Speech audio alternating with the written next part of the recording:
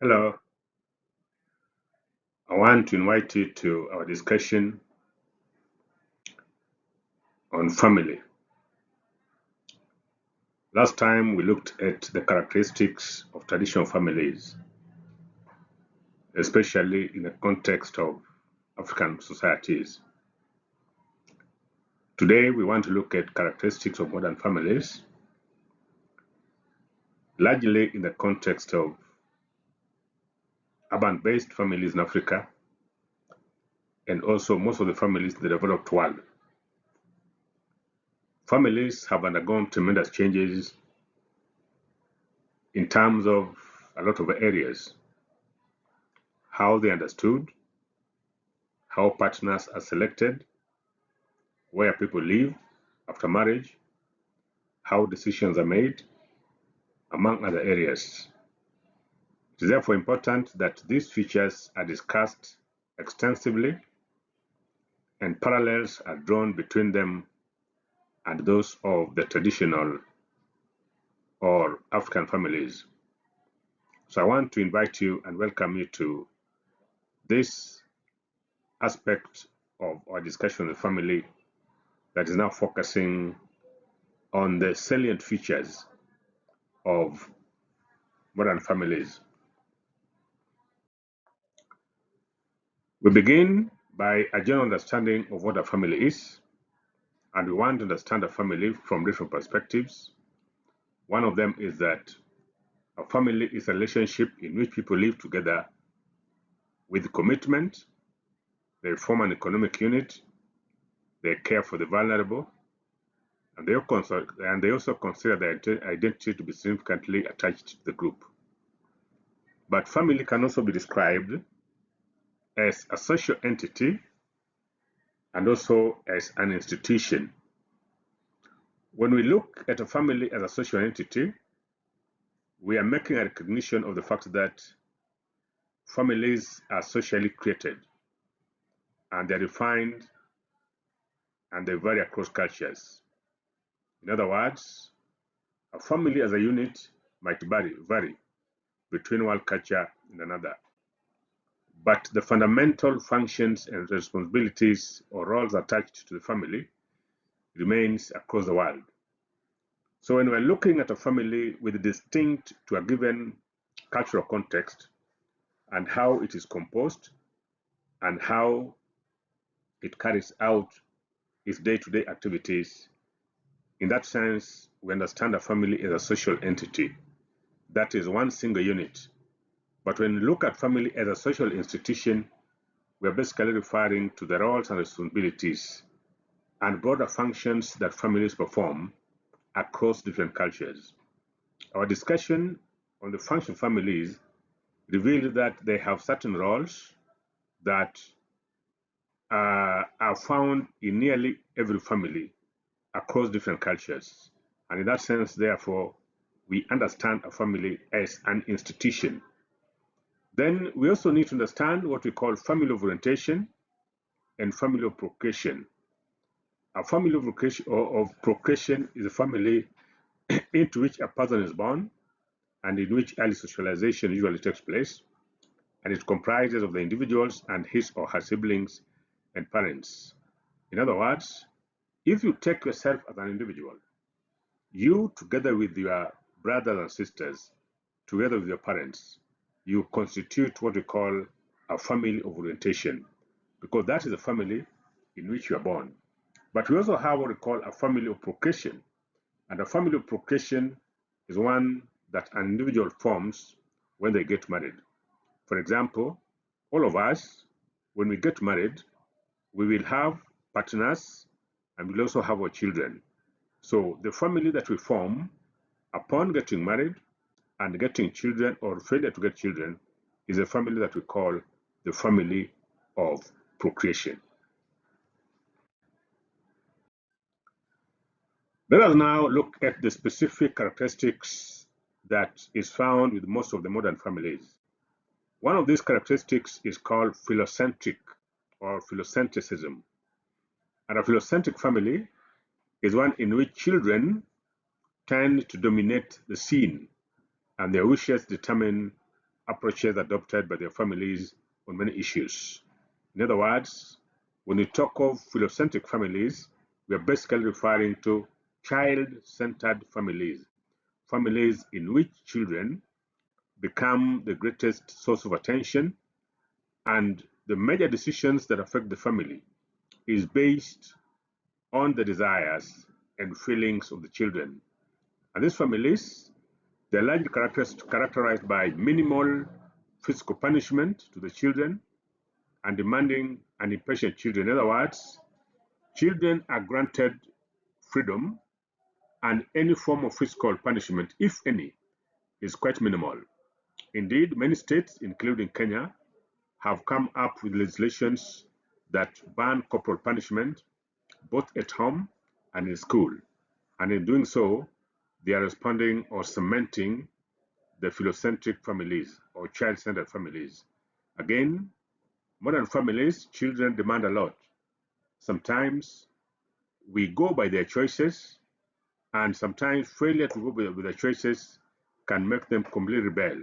Again, we are having children that are very impatient. When they ask for something, they insist that such items that they seek from their parents are given almost instantly. It is because they are becoming extremely impatient. So children in philocentric families, they also tend to be egocentric and individualistic. That is, they are more inward looking, and therefore they focus more on things that satisfy their egos rather than those that benefit the siblings and other members of the family. The other thing that is also known, or which is also a characteristic of these kids, is that they play a leading role in the choice of schools they want to attend, the clothes to wear, and even the type of foods they would wish to take. In other words, they dictate to parents most of the things they want, and in many cases, parents accept their wishes.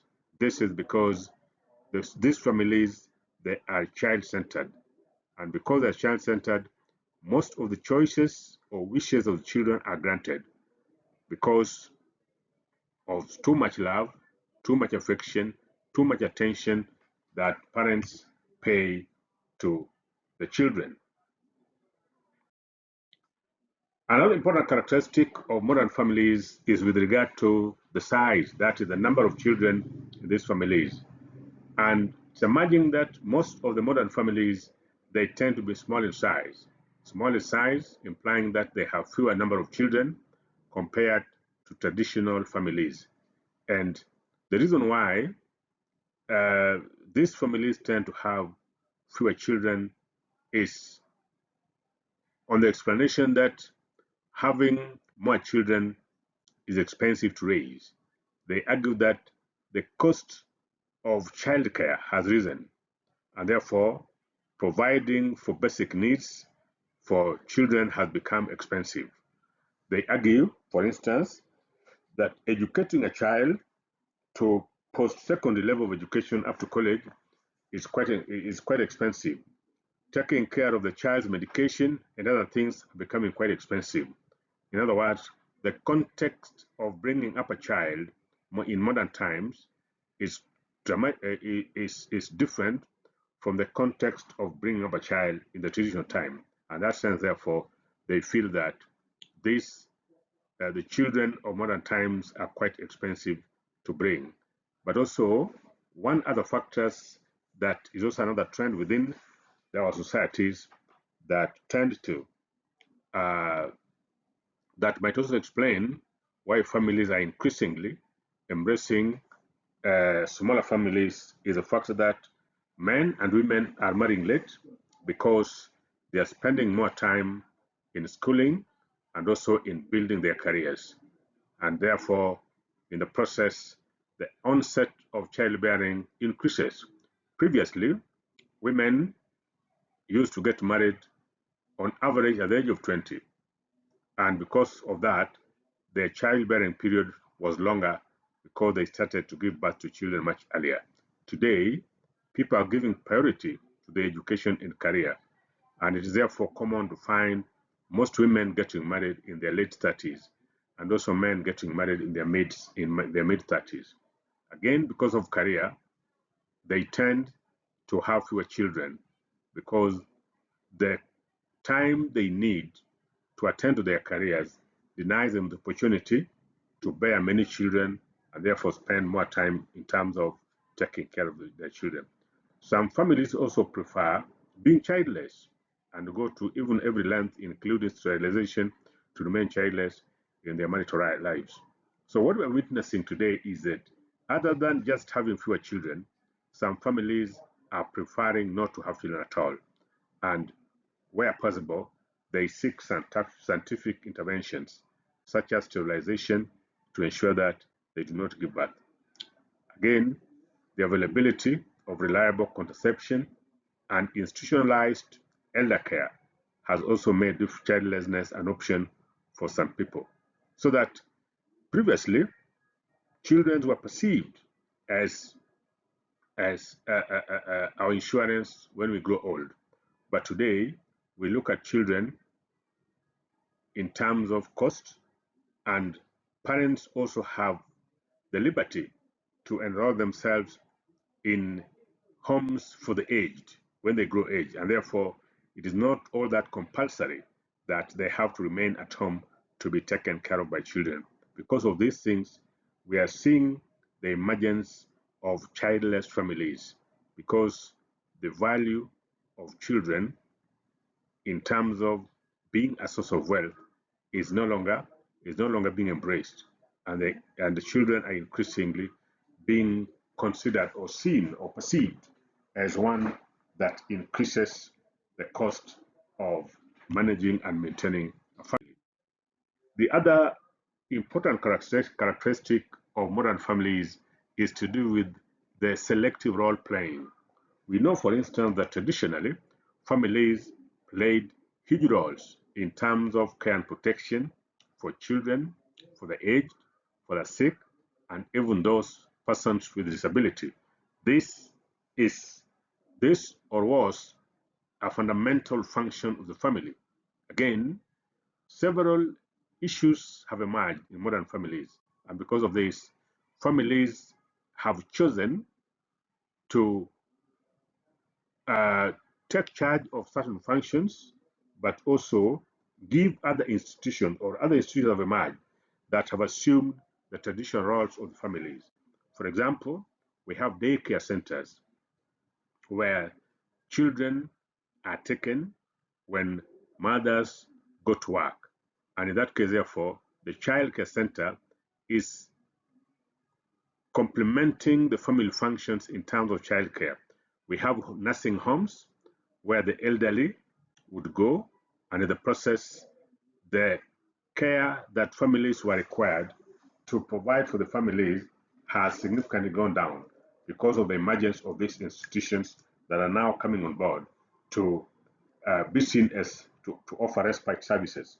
Again, schools have also emerged, and children are increasingly spending most of their time in school. In fact, the number of days children spend in school is quite higher than the number of days they spend at home. And in the process, therefore, families are taking are increasingly reducing the amount of time they dedicate for childcare because institutions have emerged that have come to play to assume the role that traditionally has been the function of the families. Again, other aspects such as cooking, cleaning, washing are also being given out in terms of to specialized agencies. We're increasingly finding most households with the housemaids or house girls. We have gardeners that are meant to take charge of the compound, among other things. All these things put together, they are it means therefore that families are having less and less responsibilities. Again, in addition, many families are increasingly consuming industrially processed food and manufactured foods instead of preparing them at home.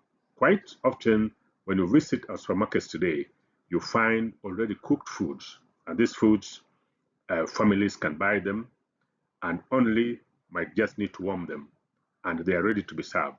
So in doing so, the time that families take to cook at home has significantly gone down. And in some cases, they find cooking as a luxury, not as a primary function of the family. So that is why we are saying that modern families are selectively playing their roles. The ones they feel comfortable with, they play.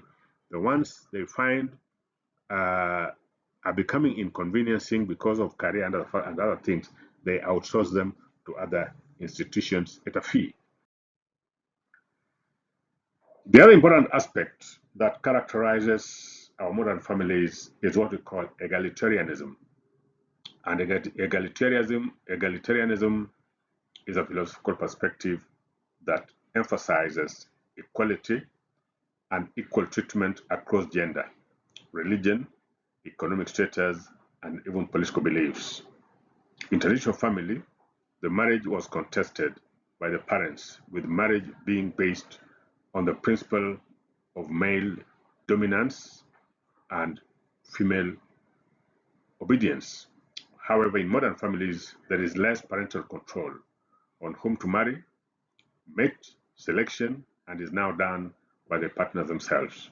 Again, in modern families, the woman is not the devotee of the man, but an equal partner in life with equal rights. The husband, for instance, does not dictate which does not say things to the wife, but rather involves her in decision-making processes, and she can decline to take instructions over those decisions she was not a party to. So, looking at all these things,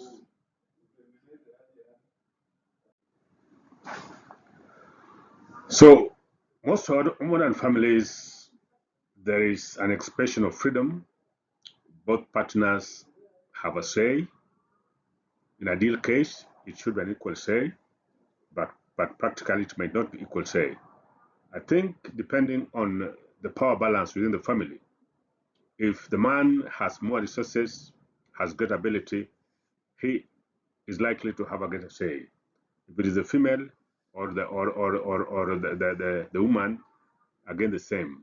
But the emphasis of egalitarianism is that an element of consultation, freedom of thinking, and participatory decision making is encouraged. We might not have an ideal case where it is equal participation per se, but we are saying that the tendency for, as previously the case, for the man to dominate everything and to make decisions without involving other family members is increasingly diminishing in most of the modern families, and quite a number of modern families are embracing participatory decision making, consultation, and understanding on what is done without necessarily being imposed on members by the head of family, the way the practice was or the practice is among the patriarchal societies. The other important characteristic revolves around partner selection. Who selects the partners? And we need to understand that partner selection can come in three main forms. One is what we call arranged marriage. The other one is hybrid marriage. And then we have what we call the autonomous marriage. In arranged marriage, the bride and groom are selected by the members of the family rather than the couple of themselves. These families are largely the parents, the elders, and the older siblings. Hybrid mode of mate selection refers to a process in which the task of partner selection is shared between family members and couples. In other words, the bride, the partners look for the potential partner and then present them to family for discussions and possible approval.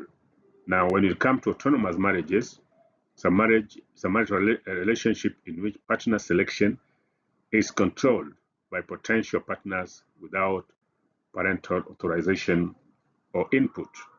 I want to emphasize that modern marriages is dominated by autonomous marriages, or modern families are dominated by autonomous marriages.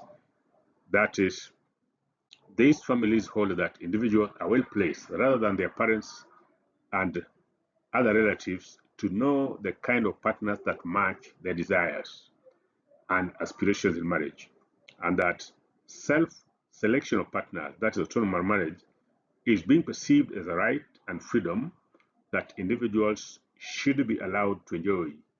It is embraced more, or autonomous marriages is embraced more by educated individuals and also urban-based families. We need to recognize that education has been hailed as one of the institutions that has liberated member society, that has initiated innovation and change.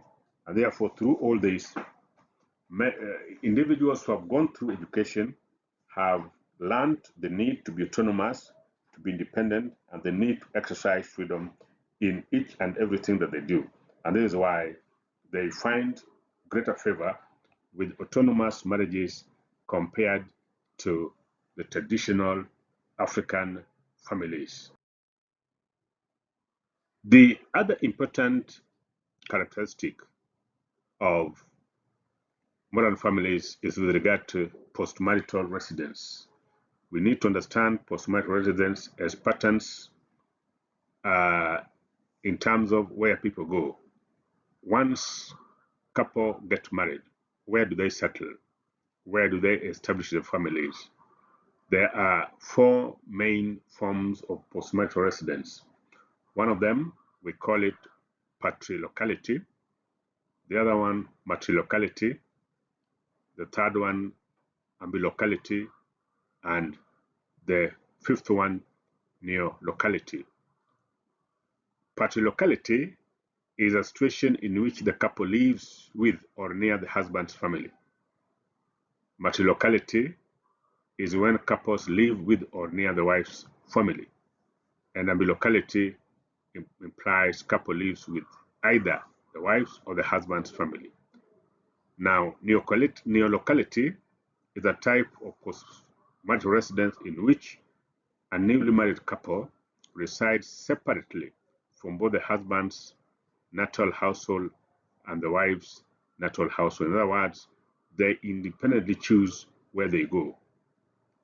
They neither live with the husband's side or the wife's side. So this form of marital residence is again the one that is finding greater favor with modern families. And part of the reason why they do this is that it is believed that neolocality affords couples more independence, so that where they are, they exercise greater independence. They also feel that they are more mobile, so they enjoy greater mobility and also greater privacy. Again, it also mainly involves the idea of creating a new home outside the influence of the couple's birth families. It's also important for me to indicate that the choice of neolocality as one of the most preferred form of postmarital residence is also being influenced by intermarriages, acquisition of higher education, urbanization, and also land reforms. Family land, or what we call ancestral land, is increasingly becoming small. And therefore, even if individuals desire to stay near their parents, the lack of availability of land is forcing some of them to purchase land and establish their residences elsewhere. So in some cases, neolocality is being embraced as a choice, but in other cases, it is the situation that drives people into such choices, largely because of non-availability of ancestral land, where newly married couples can establish homesteads and settle near their parents.